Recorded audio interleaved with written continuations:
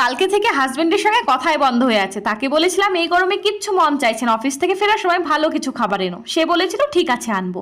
আমি ও রান্নাবান্না না করে তার অপেক্ষায় পেটে খিদে নিয়ে বসেই আছি। সে আসবে আর আমরা একসঙ্গে বসে খাবো। এদিকে রাত্রি 9:30 বেজে যাচ্ছে, সেও আসছে না। অপেক্ষায় থেকে থেকে দেখি 9:45 নাগাদ বেলের আওয়াজ। তাড়াহুড়ো করে গেট খুলতেই বড় একটা প্যাকেট সে আমার হাতে ধরিয়ে দেয়। কিচেনে গিয়ে প্যাকেট খুলে ঢালতে গিয়েই এ কি, এ তো কাঁচা মাছ, তুমি এত রাত্রে মাছ কেন এনেছো?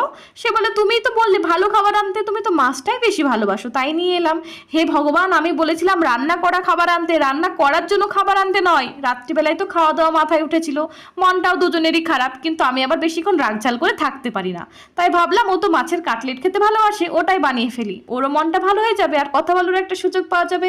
হ্যাঁ, যেই মাত্র কাটলেটের প্লেটটা ওর হাতে ধরিয়েছি, আরে কি খাবার খাবে একটু বুঝিয়ে বলবে তো, কাজের চাপে মাথা ঠিক থাকে না যে। চলো করো। তার শত পছন্দের খাবার হলেও প্রথম বাইটটা সে কিন্তু আমাকেই দেয়।